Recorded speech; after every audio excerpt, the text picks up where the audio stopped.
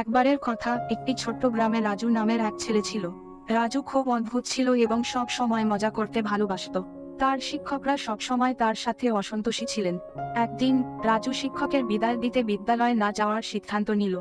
তার বন্ধুরা তাকে বললেন যে এটি খুব খারাপ পথ। তারা রাজুকে বললেন যে পড়াশোনা খুব গুরুত্বপূর্ণ এবং সময় অপচয় করা ভুল। তারা রাজুকে একটি গল্প বললেন, যেখানে একটি অলস শিকারী হাতি ছিল। হাতি সব সময় খেলা করতে পছন্দ করত।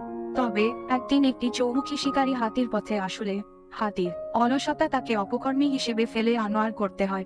হাতি শিকারীর অপকর্ম দেখে সে নিজেকে উদ্ধার করার প্রতিশ্রুতি দিয়ে তার সঙ্গে একটি নতুন জীবন শুরু করে। রাজু সেই গল্প শুনে বুঝলেন যে তার বন্ধুরা সঠিক। তারা সঠিক সময়ে পড়াশোনা করার পরামর্শ দিয়েছিলেন। তারা সেই দিন থেকে রাজু পড়াশোনা এবং উচ্চশিক্ষার দিকে গমন করেন। সে একদিন একজন গর্বিত এবং সাফল্যের মাধ্যমে প্রস্তুত মানুষ হিসেবে প্রস্তুত হয়ে এসেছিল। তারা শেষে সবাই